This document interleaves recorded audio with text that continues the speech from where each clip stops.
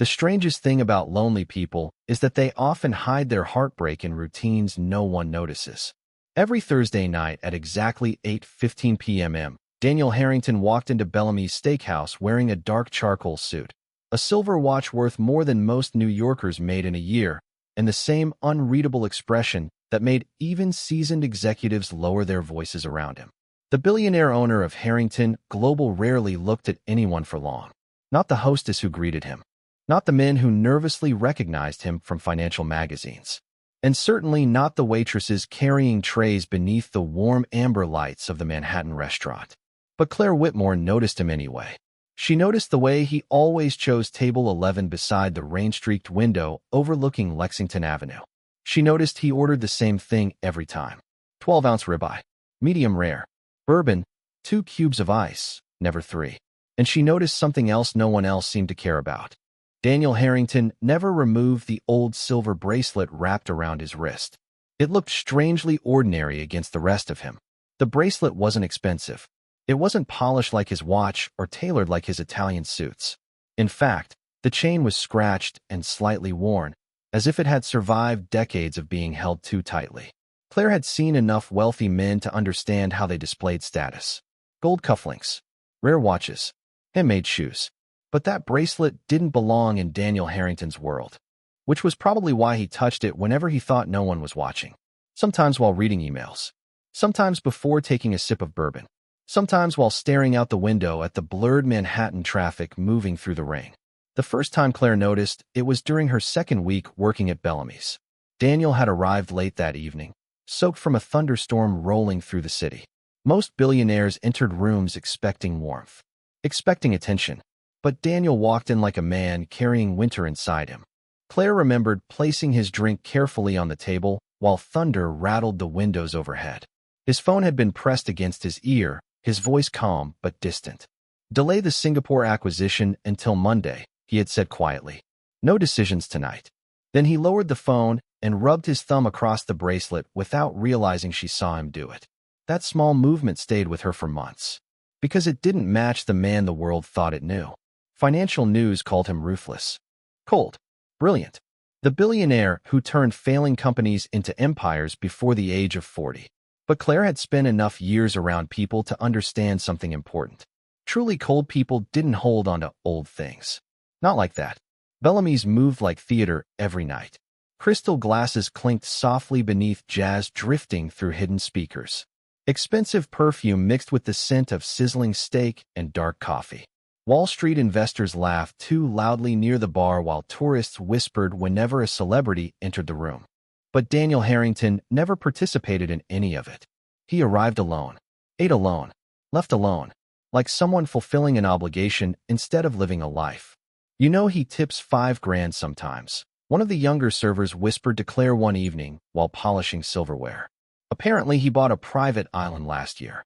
Claire only nodded. Money stopped impressing her a long time ago. Especially after life taught her how quickly people disappeared once money became the only thing they respected. Across the dining room, Daniel sat quietly beneath the dim chandelier light, reading documents on his tablet. The silver bracelet peeked from beneath the sleeve of his suit jacket. Worn, faded, human. Claire carried his bourbon to the table. "Your usual, Mr. Harrington." Daniel glanced up briefly. His gray eyes were sharp but exhausted around the edges, like someone who slept without ever truly resting. "Thank you, Claire." That surprised her the first time he said her name. Most wealthy customers didn't bother remembering waitresses. But Daniel remembered everything. Names, orders, timing. Yet somehow he still felt distant from the world around him. Claire placed the glass down gently. Ice clinked against crystal.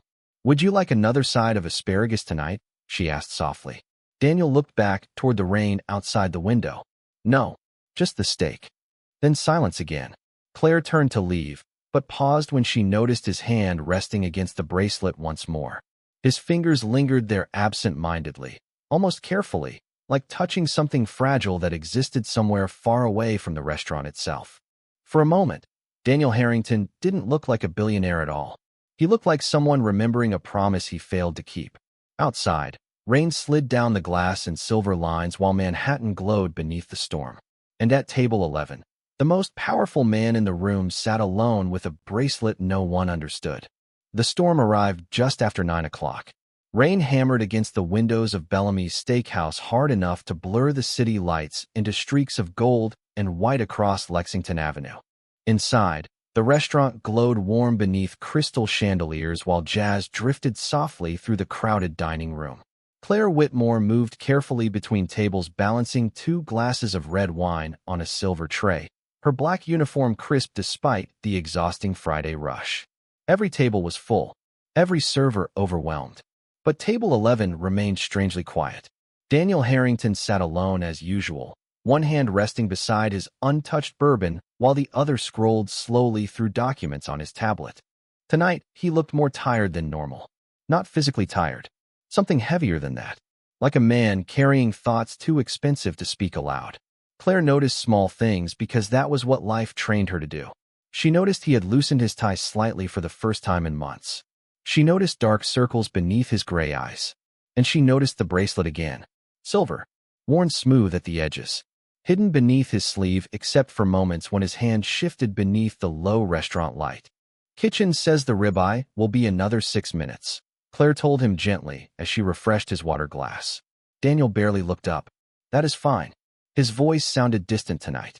Claire nodded politely and turned away just as thunder rolled across the city. A few guests glanced nervously toward the windows. One woman near the bar laughed too loudly to cover the tension. Manhattan storms always made people uncomfortable, especially wealthy people who were used to controlling everything. 20 minutes later, the crowd finally began thinning. Executives settled their checks. Couples disappeared into the rain beneath black umbrellas. The jazz piano softened into something slower and quieter. Claire approached table 11 carrying Daniel's fresh bourbon refill when his phone suddenly rang. Not the sharp ringtone of business calls. Something softer. Older. Daniel froze the second he heard it. For the first time since Claire had known him, real emotion crossed his face before he answered. What happened? He asked quietly into the phone. Silence. Then his jaw tightened. Claire instinctively stepped back to give him privacy, but Daniel had already stood from the table. No. Do not tell her yet, he said sharply. I will handle it myself. His chair shifted abruptly against the hardwood floor as he moved toward the windows overlooking the rain-soaked street. Claire carefully placed the bourbon on the table while Daniel continued speaking in low, tense sentences she could barely hear. Tomorrow morning. Pause. No reporters. Another pause. I said I will handle it. Then the line disconnected. Daniel stood motionless for several seconds, staring into the storm outside. His reflection hovered faintly in the dark glass. Billionaire. CEO. Powerful man. Yet somehow he looked completely alone. Claire turned quietly to leave. Then she heard it. A faint metallic sound against the floor. Small. Sharp. She looked down. The bracelet. Daniel's silver bracelet had slipped from his wrist unnoticed and fallen beside the table leg. For one strange moment, Claire simply stared at it. She had never seen him without it before. Never once. Carefully, she bent down and picked it up from the hardwood floor. The silver felt colder than she expected. Lighter, too. Time had worn tiny scratches across the chain, softening the surface from years of use.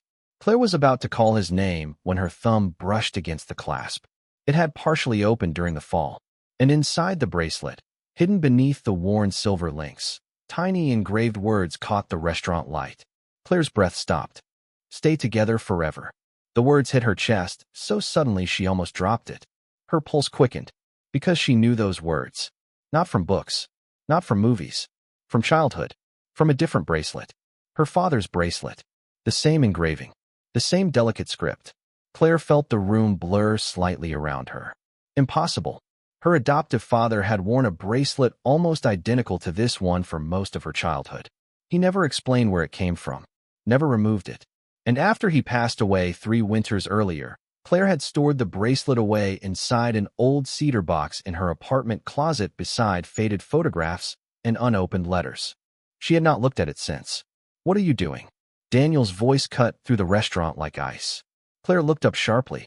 He was standing only a few feet away now, rain and city lights reflected in his gray eyes. But something had changed. The calm billionaire mask was gone.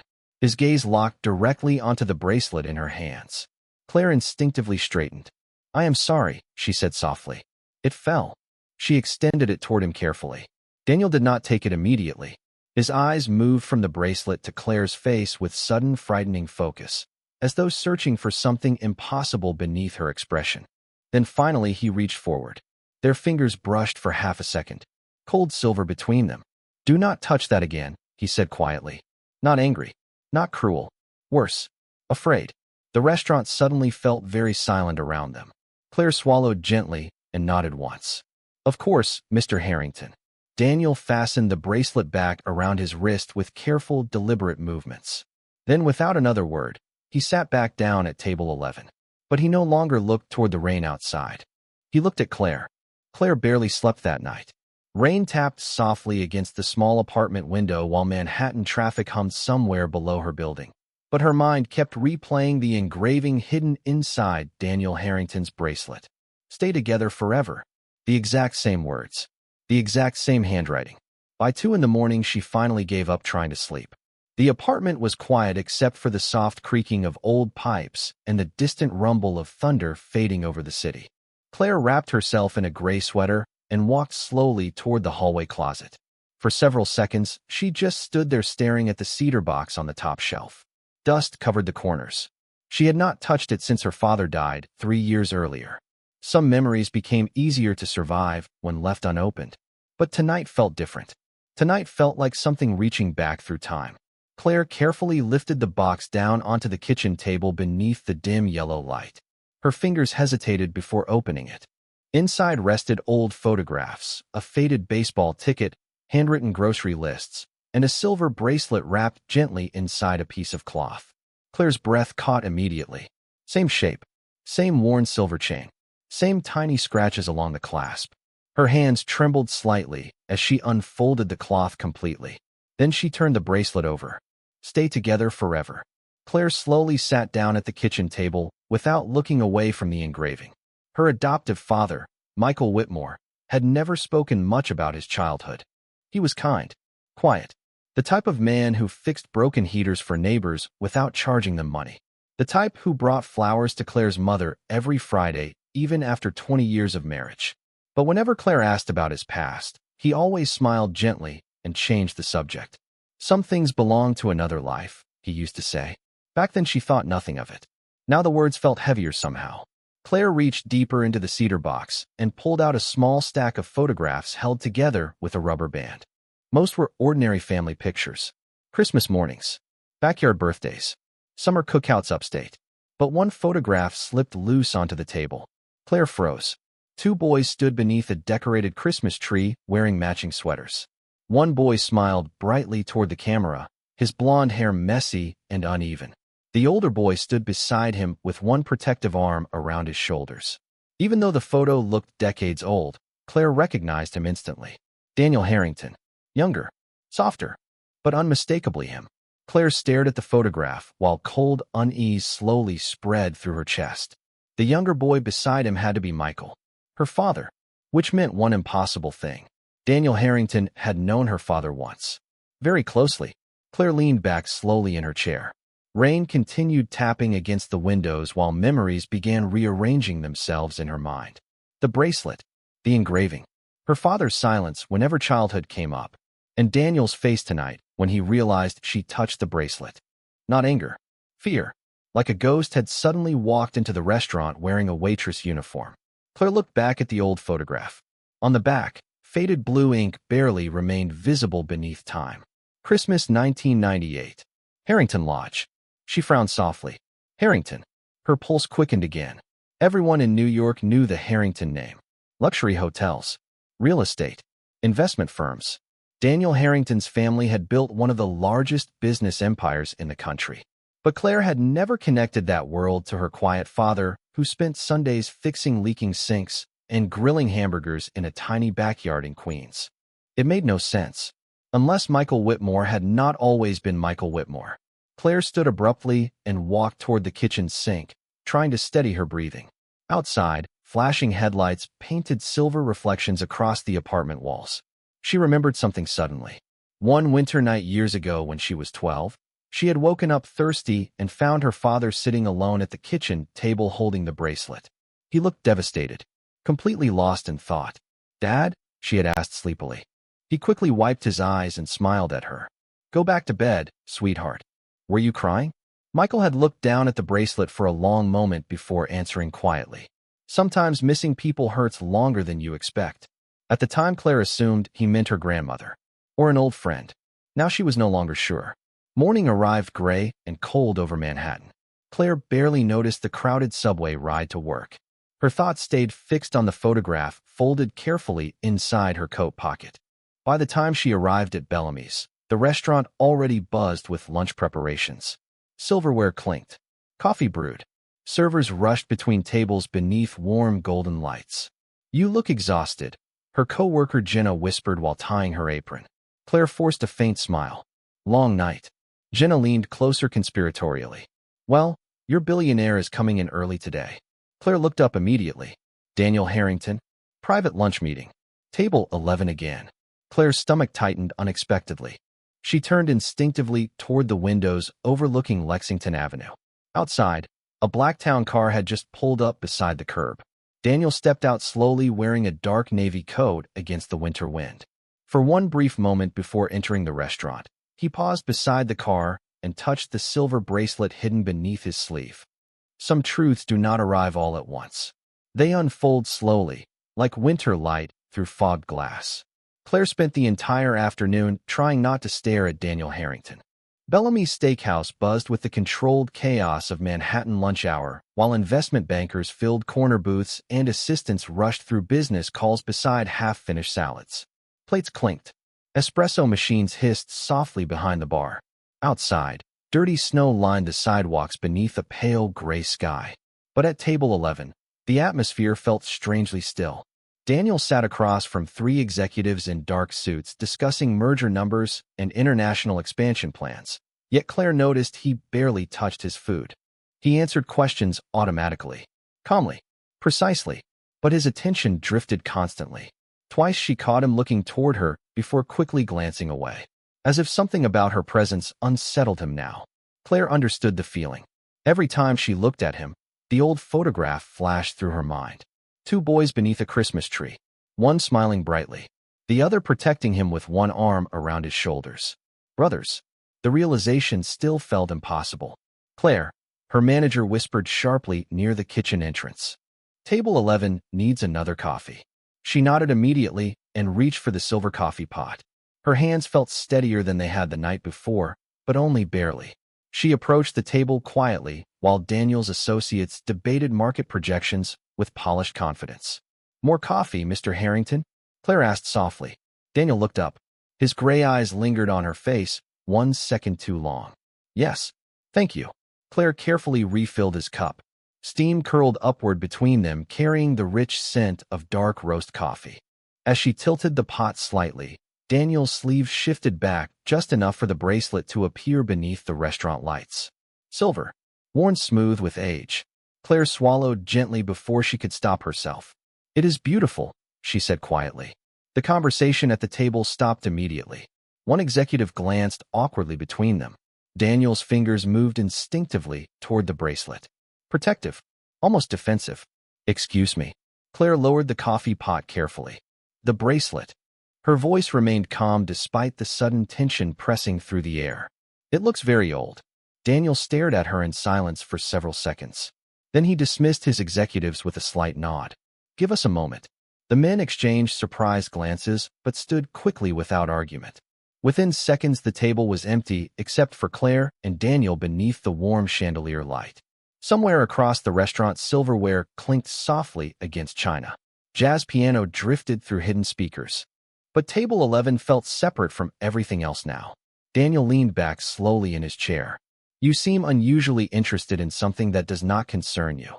His tone was controlled, not cruel, but careful. Claire hesitated. Every instinct told her to stay quiet, to walk away and protect whatever fragile balance still existed between them. But another part of her remembered her father sitting alone at the kitchen table years ago, holding the same bracelet with sadness in his eyes. "My father had one exactly like it," she said softly. Daniel went completely still. Not dramatic, not visible to anyone else in the restaurant. But Claire saw it instantly. His breathing paused. His hand tightened slightly around the coffee cup. What did you say? Claire held his gaze now. The same bracelet. Same engraving too. Daniel's eyes sharpened immediately. What engraving? Claire's pulse quickened. She realized suddenly that he had never told her what was written inside. Stay together forever, she whispered. Silence. Heavy and immediate. Daniel slowly lowered the coffee cup onto the table. His expression did not change outwardly, yet somehow he suddenly looked years older beneath the restaurant light. Where did you see that? He asked quietly. Claire took a careful breath. My father wore one his entire life. Daniel looked away from her for the first time since the conversation began. His jaw tightened almost imperceptibly while traffic lights flickered beyond the rain-streaked windows. Your father's name, he said finally. What was it? Claire hesitated only a second. Michael Whitmore. The reaction was immediate. Daniel's face lost all color. Not dramatically, not theatrically, just a slow draining of composure that made him look suddenly human in a way Claire had never seen before. His fingers trembled once against the edge of the table before becoming still again. That is not possible, he said under his breath. Claire carefully reached into the pocket of her coat, hanging near the service station beside them. Then she removed the old photograph folded neatly inside. Her hand shook slightly as she placed it on the table between them. Daniel stared at it without moving. The restaurant around them seemed to disappear entirely. Claire watched his eyes travel slowly across the faded image. Two boys beneath a Christmas tree. Matching sweaters. Small smiles frozen in time. Daniel picked up the photograph carefully, as though touching something fragile enough to break. Claire saw his throat tighten. Where did you get this? He asked quietly. It belonged to my father. Daniel closed his eyes briefly. Just 1 second. But it looked like exhaustion crashing into him all at once after years of standing upright through storms no one else could see. When he opened his eyes again, they no longer looked cold. They looked haunted. Michael Whitmore, he repeated softly. No, his voice cracked slightly around the word. His name was Michael Harrington. Claire felt the world tilt beneath her feet. Around them Bellamy's continued moving normally. Waitresses carried trays. Executives checked phones. Glasses clinked softly beneath warm chandeliers. But at table 11, two strangers sat staring at a photograph that suddenly changed both their lives. For the first time in more than 20 years, Daniel Harrington could not hear the noise around him.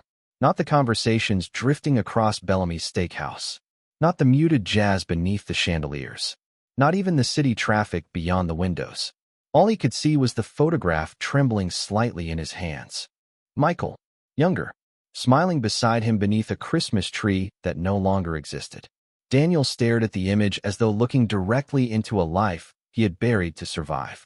Claire remained standing quietly beside the table, unsure whether to sit or walk away.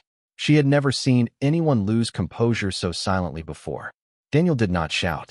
He did not break down. But something inside him had clearly cracked open. Slowly he looked up at her. Your father, he said carefully, his voice rougher now. When did he pass away? Claire swallowed softly. 3 years ago. Heart failure. Daniel lowered his eyes again. His thumb brushed the edge of the photograph almost absent-mindedly. 3 years, he repeated quietly, like a man calculating regret in real time. Claire sat down across from him before realizing she probably should not. But Daniel did not object. He looked too far away to notice formalities anymore. He never told me about the Harrington family, Claire admitted gently.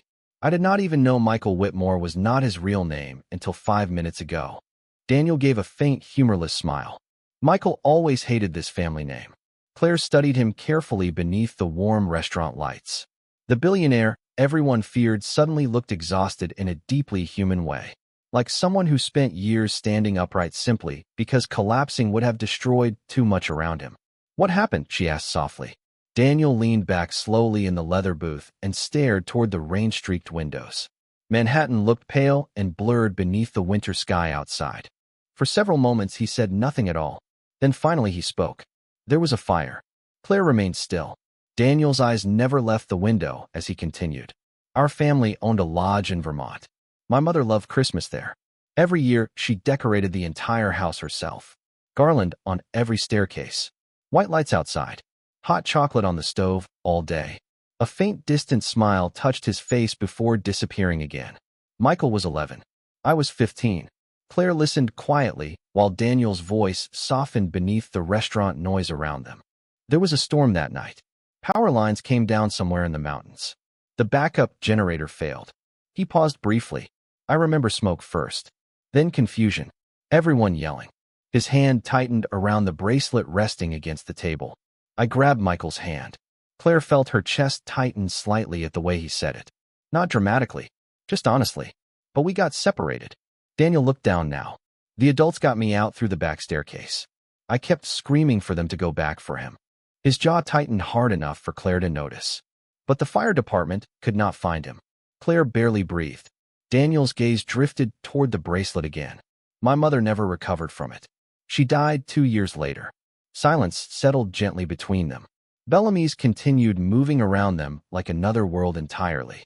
A waiter laughed softly near the bar. Someone ordered dessert across the dining room. But table 11 felt frozen somewhere between past and present now. Everyone assumed Michael died that night, Daniel said quietly. No body was ever recovered. Claire slowly looked down at the photograph again. But he survived. Daniel nodded faintly. Apparently. For the first time since this conversation began, something fragile flickered behind his carefully controlled expression. Hope. Dangerous and uncertain. He changed his name, Claire whispered. Maybe he wanted a different life. Daniel gave a slow, tired nod. I used to think that too. Claire looked back at him. Used to. Daniel reached into the inner pocket of his coat and removed a worn leather wallet. From it, he carefully unfolded a yellowed newspaper clipping. Claire immediately recognized the photograph beneath the headline. Young Daniel Harrington standing beside reporters outside the burned lodge. I hired investigators for years, Daniel admitted quietly. Every private firm money could buy. Claire looked up in surprise. Daniel's expression remained fixed somewhere far away. The police told my father to move on. The media lost interest after a few months. But I never stopped looking. His voice lowered slightly. Every birthday, I checked missing persons databases myself. Claire felt something ache unexpectedly in her chest. Because the world only knew Daniel Harrington as ruthless. Cold. Brilliant. Yet sitting across from her now was simply an older brother who never forgave himself for losing someone he loved. Daniel folded the newspaper clipping carefully and returned it to his wallet. Did Michael ever mention Vermont? He asked quietly. Claire shook her head slowly. No. He barely spoke about childhood at all. Daniel nodded once as if he expected that answer. Then, after a long silence, he finally asked the question that had clearly haunted him since she first spoke his brother's name. Was he happy? Claire looked at him carefully before answering. Yes. Daniel's eyes closed briefly. Relief passed across his face so softly most people would have missed it. But Claire saw it immediately. He was kind, she continued gently. Quiet. He loved old jazz records and burnt pancakes on Sunday mornings. He fixed things for people constantly, even when they could not afford to pay him. Daniel smiled faintly through visible emotion. That sounds like Michael. Claire hesitated before speaking again. He wore the bracelet every day. Daniel looked down at the silver chain around his wrist. So did I. Outside, snow had started falling lightly across Manhattan. Tiny white flakes drifted past the windows, while warm light reflected softly across the restaurant glass. And at table 11, two strangers sat quietly together, realizing that grief had connected their lives long before either of them understood why. Snow continued falling over Manhattan long after Bellamy's steakhouse emptied for the evening. The streets outside glowed silver beneath traffic lights and passing taxis, while soft jazz still played quietly through the nearly empty restaurant. Claire stood near the coffee station polishing wine glasses she had already polished twice. Her thoughts remained tangled somewhere between the photograph, the bracelets, and the haunted expression she could still see in Daniel Harrington's eyes. Across the dining room, table 11 remained occupied long after every other customer had gone home. Daniel sat alone beside the dark window, untouched bourbon resting near his hand while snow drifted slowly beyond the glass. He had barely moved in almost 20 minutes. Claire noticed he was no longer pretending to work. His tablet sat dark beside him. His phone faced downward against the table. For once, the billionaire who controlled billion-dollar deals looked like a man with nowhere to be. You can head home, Claire. Her manager called gently while counting receipts near the register. I can close up tonight. Claire glanced toward Daniel instinctively. I will finish table 11 first. Her manager followed her gaze and lowered his voice slightly.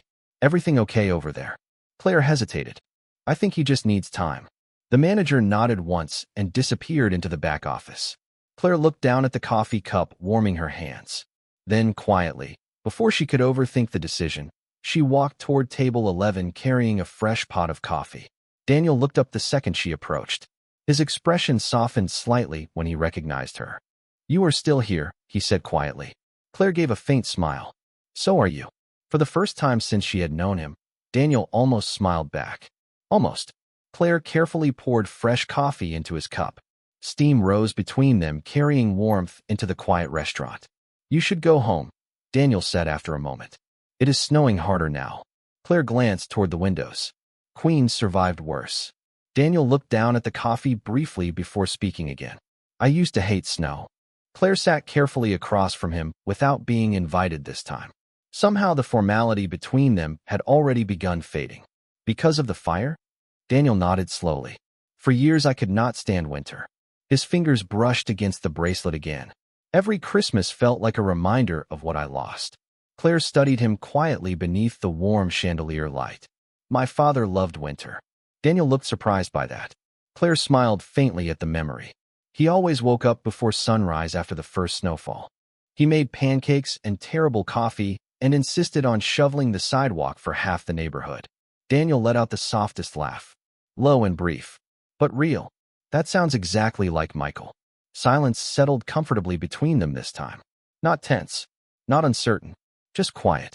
Outside, snow drifted gently across Lexington Avenue while the city softened beneath winter light. Why did he never come back? Daniel asked finally. Claire looked down at her hands. I do not know. Daniel nodded faintly, but Claire could see the question still hurting him. Maybe he thought your family blamed him, she offered gently. Maybe he wanted to protect himself. Daniel stared into the dark coffee for several seconds. My father blamed everyone.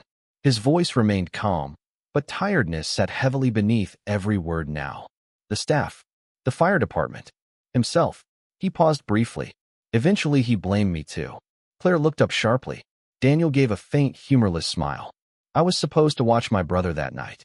Claire's chest tightened unexpectedly. You were 15. Daniel looked toward the snow outside again. That did not matter to him. For several moments, neither of them spoke. Then Daniel reached slowly into his coat pocket and removed a small, folded piece of paper. Worn edges. Faded creases.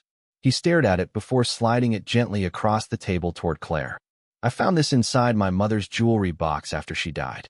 Claire unfolded the paper carefully. Childish handwriting covered the page in faded blue ink. Dear Mom, Daniel says when we are older we are going to buy a cabin near the lake and live next door forever. I think that sounds boring because he snores really loud, but I still said yes. Claire's eyes softened immediately. At the bottom of the page, two names appeared in uneven handwriting. Daniel and Michael. Claire looked back up slowly. Daniel's expression had changed again. Less guarded now. More fragile. Michael wrote most of it, he admitted quietly. I added my name afterward because he said brothers should sign things together. Claire carefully folded the letter again. You loved him very much. Daniel's jaw tightened slightly. He was my best friend. The honesty in his voice filled the quiet restaurant more heavily than any dramatic confession could have. Claire understood something important then. The world saw Daniel Harrington as powerful because money protected him from consequences. But grief had followed him anyway. Year after year.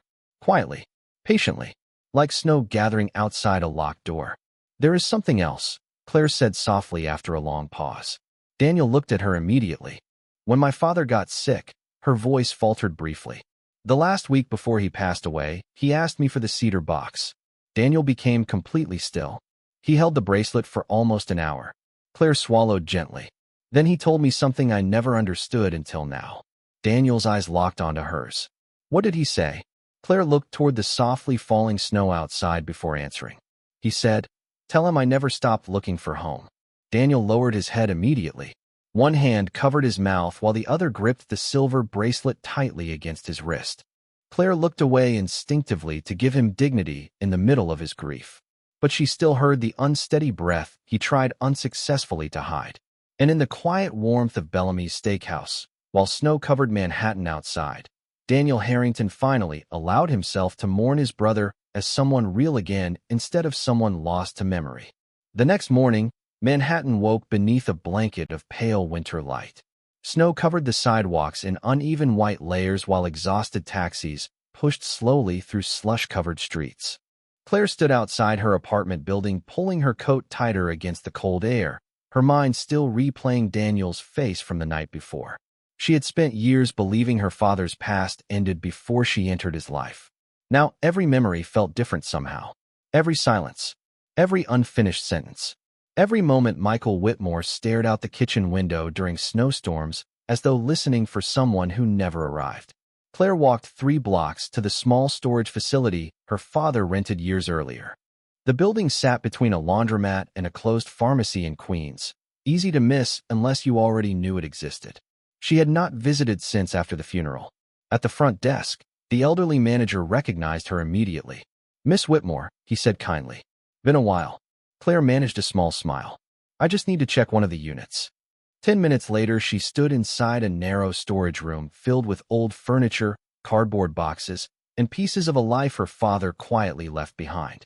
Dust floated through thin beams of winter sunlight leaking from the hallway. Claire moved slowly between stacked boxes until she found the metal trunk tucked against the back wall. Her father had always kept it locked, even when she was a child. Especially when she was a child. She knelt carefully beside it now, heart pounding harder than she expected. The small brass key still rested exactly where her father always hid it, taped beneath the inside edge of the trunk handle. Claire hesitated before unlocking it, then slowly lifted the lid. Inside rested dozens of old papers, faded photographs, newspaper clippings, and neatly folded letters bundled together with string. The air smelled faintly of cedar and old paper. Claire carefully picked up the first stack of letters. Every envelope was addressed the same way. Michael Harrington. Her breath caught immediately. Most were unopened. Some yellowed badly with age. Others had tears staining the corners, as if someone once held them during sleepless nights. Claire opened one carefully. "Michael, your brother still asks about you every Christmas. Please come home. Your mother misses you terribly." Claire closed her eyes briefly. Another letter. "We do not care what happened that night. None of it matters anymore. You are alive. That is enough." Claire swallowed hard and opened another. "Michael, Daniel graduated today. He saved you a seat anyway." Her chest tightened painfully now. Her father had kept every letter, every invitation to return. Yet he never answered a single one. Claire sat quietly on the cold concrete floor, surrounded by pieces of a story no one else knew. Then she noticed something beneath the letters. A small cassette tape recorder wrapped carefully inside cloth. Beside it rested one final envelope. Different handwriting this time. Messier. More rushed. Claire opened it carefully. "If you are reading this, sweetheart, then I probably waited too long to explain things." Her eyes filled immediately at the sight of her father's handwriting. There are some people we love so deeply that losing them changes the shape of who we become. I wanted to go home many times. More times than you could ever imagine. But shame is a heavy thing to carry, Claire. Especially when you survive something other people do not survive the same way. Claire wiped at her eyes gently and kept reading. "Daniel spent his whole life believing he failed me. The truth is, I failed him too. I should have gone back. I should have told him none of it was his fault. But every year that passed made it harder to explain why I stayed away." Claire pressed one trembling hand against her mouth. At the bottom of the letter, one final sentence appeared beneath shaky handwriting. "If you ever meet my brother, tell him I never stopped loving him." Claire sat motionless for several seconds. Then finally she reached for her phone. Daniel answered on the second ring. "Claire." His voice sounded tired, cautious. "I found something," she whispered. Silence. Then quietly, "I am coming to you." Less than an hour later, a black town car pulled beside the curb outside the storage building. Daniel stepped out wearing a dark wool coat against the freezing wind. Snowflakes landed softly in his hair before melting away. Claire watched him approach the building slowly, almost carefully, like a man afraid the next few minutes might either heal him or break him completely. Inside the storage unit, Daniel stopped the moment he saw the open trunk. His eyes moved across the old letters stacked around Claire. The photographs, the handwriting, the pieces of Michael's hidden life spread carefully across the floor. Daniel lowered himself slowly beside the trunk without speaking. Claire handed him the letter first. He read it silently. Halfway through, his breathing became uneven. By the final sentence, his hand visibly trembled against the paper.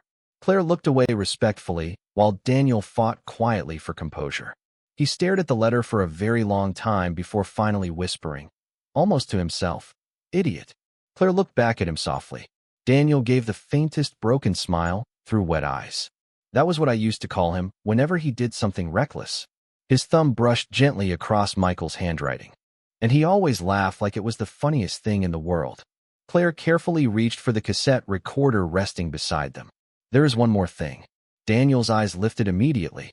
Claire turned the recorder over slowly in her hands. A small piece of tape labeled in faded black marker rested across the front. For Daniel, the storage unit felt impossibly quiet after Claire placed the cassette recorder into Daniel's hands. Outside, snow drifted softly through Queens beneath a pale winter sky, while distant traffic echoed somewhere beyond the building walls. But inside that narrow room filled with old memories, time itself seemed to slow. Daniel stared at the small recorder without moving. His thumb brushed across the faded label again. For Daniel, Claire watched his expression carefully. Billionaires were supposed to look untouchable, controlled, immovable. Yet sitting on the concrete floor beside a metal trunk, Daniel Harrington looked like a man standing at the edge of something far more powerful than money. "I do not know if it still works," Claire said quietly. Daniel nodded faintly, but did not answer. After a long moment, he reached forward and pressed the play button. Static crackled softly through the tiny speaker. Then silence. Claire thought for one terrible second the tape had been destroyed by time. But suddenly a voice emerged beneath the static. Older, tired, familiar in a way that immediately changed Daniel's face. "Danny." The recorder hissed softly again. Daniel closed his eyes instantly. Claire saw his hand tighten hard around the edge of the cassette player. "I do not even know if you will ever hear this," Michael's voice continued quietly.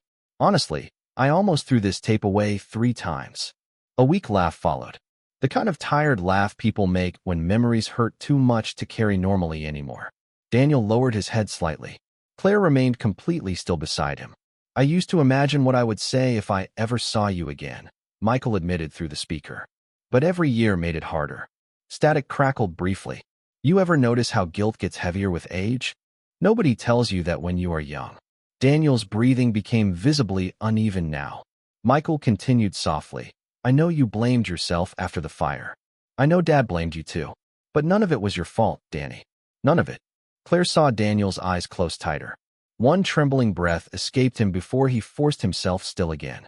"You held onto my hand as long as you could," Michael said gently. "I remember that part more than anything." Snow tapped lightly against the storage unit window while the tape continued turning slowly inside the recorder.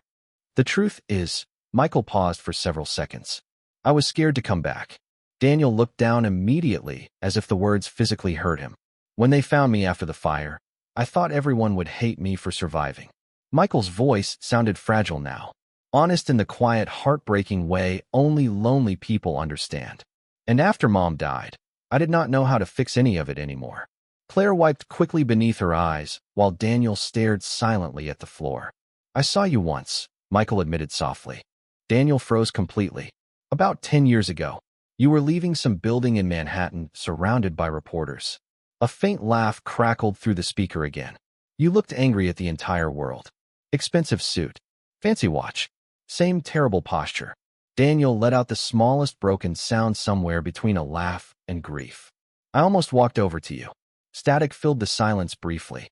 "But then I realized something. You built a life without me." Claire looked toward Daniel carefully.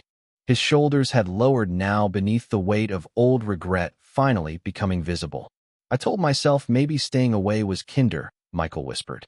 "Maybe some people are easier to love from a distance." The tape crackled again before his voice softened further. "But I missed you every day anyway." Daniel covered his mouth with one hand immediately. Claire looked away again to protect his dignity, but she still saw tears finally slipping silently down his face. Not dramatic, not loud, just years of grief quietly surrendering at once. "You were my best friend first," Michael said through the speaker. "Before the money, before the family mess, before everything." A pause followed. Then one final sentence. And if you ever hear this, please stop punishing yourself for losing me. I was never really gone. The tape clicked softly as it ended. Silence filled the storage unit completely. Outside, snow continued falling across Queens while pale winter lights stretched across the concrete floor beside them. Daniel remained motionless for several seconds after the recording stopped. Then finally he lowered the recorder carefully into his lap and looked down at the silver bracelet around his wrist. Claire noticed his fingers trembling slightly against the worn chain. "He kept my voice," Daniel whispered hoarsely. Claire frowned softly. "What?" Daniel looked up slowly. "When we were kids, Michael used to say memories disappear unless someone keeps them alive." A faint broken smile crossed his face. That is why he loved old cassette tapes. He said voices mattered more than photographs, because voices made people feel real. Claire felt tears rise again unexpectedly. Daniel stared down at the recorder for another long moment before quietly asking, "Did he know he was dying?" Claire nodded slowly. "The doctors gave him 6 months. Daniel closed his eyes briefly. "And he still never contacted me." Claire hesitated carefully before answering. "I think he wanted to. Many times." Daniel nodded once, almost accepting the truth now instead of fighting it. Then after a long silence, he looked around the storage unit, filled with pieces of Michael's hidden life. "All these years," he whispered softly. "He was only a subway ride away." Claire did not know what to say to that. Some grief could not be repaired with comforting words. So instead she sat quietly beside him while snow drifted beyond the windows and old memories filled the room like music too fragile to interrupt. After several minutes, Daniel finally stood slowly, still holding the recorder carefully in both hands. He looked older now somehow. Not weaker, just honest in a way powerful people rarely allow themselves to become. Then he looked at Claire with visible emotion still resting behind his gray eyes. "Thank you," he said quietly. Claire shook her head gently. "You do not have to thank me." Daniel glanced once more at the trunk, the letters, and the photographs scattered around them before answering softly. "Yes, I do." 3 months later, winter began loosening its grip on Manhattan. Snow melted slowly along the sidewalks, while early spring sunlight reflected across glass towers and crowded intersections. Bellamy's steakhouse remained warm as always beneath amber chandeliers and soft jazz music drifting through hidden speakers, but something inside the restaurant had quietly changed. Table 11 was no longer reserved for a lonely billionaire staring into rainstorms by himself. Now there were always 2 coffee cups waiting there. 1 black coffee for Daniel Harrington, 1 vanilla latte for Claire Whitmore. The staff noticed it long before anyone mentioned it aloud. The billionaire who once barely looked at anyone now stayed after meals just to talk quietly beside the windows overlooking Lexington Avenue. Sometimes he brought old photographs, sometimes newspaper clippings. Once he carried a dusty vinyl record and spent 20 minutes explaining why Michael loved jazz trumpet solos that lasted too long. Claire listened to all of it. Not because Daniel Harrington was powerful, not because he was rich, but because every story returned another missing piece of her father back into the world. On a quiet Thursday evening, Claire adjusted silverware at nearby tables while Daniel sat waiting at table 11, turning a familiar cassette recorder gently in his hands. He carried it everywhere now, like the bracelet. Some things became sacred once grief finally found peace. Claire approached with his bourbon and placed it carefully beside him. "You are early tonight," she said softly. Daniel looked up with a faint smile that still carried traces of sadness beneath it. Board meeting ended faster than expected. Claire sat across from him after checking the nearly empty dining room. Outside, Manhattan glowed gold beneath sunset light, while taxis slid through wet spring streets. Daniel glanced toward the bracelet around his wrist before speaking quietly. "I went to Vermont yesterday." Claire looked at him carefully. "The lodge?" Daniel nodded. "First time in 15 years. Claire remained silent, letting him continue in his own time. Most of it was rebuilt after the fire. Different owners now. He stared thoughtfully into the bourbon glass. "But the lake is still there." A soft pause settled between them. "I brought Michael's letters with me." Claire felt warmth rise unexpectedly in her chest. Daniel gave a small tired smile. "I sat there for almost 2 hours reading them beside the water." His voice lowered slightly. "For the first time since I was 15, it finally stopped feeling haunted." Claire looked at him quietly across the table. The sharp coldness she first noticed months ago had softened now. Daniel still carried grief. She suspected he always would. But grief no longer looked like chains around him. It looked more like memory. He would have liked that, Claire said gently. Daniel nodded once. I think so too. The restaurant doors opened briefly, letting cool evening air drift inside before closing again. Somewhere near the bar, glasses clinked softly beneath low jazz piano. Life continuing. Simple. Steady. Daniel reached into the inner pocket of his coat and carefully removed a folded document. There is something I want to show you. Claire frowned slightly as he slid the paper across the table. At the top of the page, bold letters immediately caught her attention. The Michael Harrington Foundation. Claire looked up in surprise. Daniel's expression remained calm, but emotional beneath the warm chandelier light. Scholarships, he explained quietly. For foster children and adopted kids who want to study music, trade work, or engineering. Claire stared down at the document again. Her father had repaired heating systems and played old jazz records in tiny apartments his entire life. Daniel remembered every detail. You did all this already? She asked softly. Daniel shrugged faintly. Money is only useful if it helps someone breathe easier. Claire smiled before she could stop herself. My father used to say almost the same thing. Daniel looked down briefly, visibly affected by that. I know. Silence settled warmly between them again. Comfortable now. Familiar. Claire noticed Daniel touching the bracelet absent-mindedly while looking toward the window. Do you still blame yourself? She asked carefully. Daniel remained quiet for several seconds before answering honestly. Sometimes. He looked back at her, but less than before. Claire nodded gently. Healing rarely arrived all at once. Most of the time it came quietly, piece by piece, conversation by conversation, memory by memory. Daniel glanced toward the empty chair beside the window. Michael always wanted a little restaurant near the lake someday. Claire smiled softly. Really? Daniel laughed quietly under his breath. Terrible business idea. He could barely make toast. Claire laughed too, and for one brief moment the sound seemed to surprise Daniel himself. Because it had been a very long time since laughter existed naturally in his life. The jazz music shifted into something slower while evening settled over Manhattan outside. Claire looked down at the bracelet resting against Daniel's wrist. Silver. Worn. Familiar now. Funny, Daniel said softly after a long pause. I spent half my life believing this bracelet reminded me of what I lost. Claire tilted her head slightly. And now? Daniel looked at her with quiet honesty resting behind his gray eyes. Now I think it reminded me that love survives longer than guilt. Claire felt her throat tighten unexpectedly. Neither of them spoke after that. They simply sat together beside the glowing restaurant windows while city lights flickered softly across the glass and steam curled upward from untouched coffee cups between them. Somewhere beyond Manhattan traffic and crowded sidewalks and expensive office towers, grief had finally loosened its grip on two people connected by one quiet man who spent his life believing he was too broken to return home. And at table 11 beneath the warm golden lights of Bellamy's Steakhouse, the silver bracelet rested quietly beside 2 cups of coffee, no longer carrying the weight of loss alone, but the quiet proof that some people never truly leave us behind.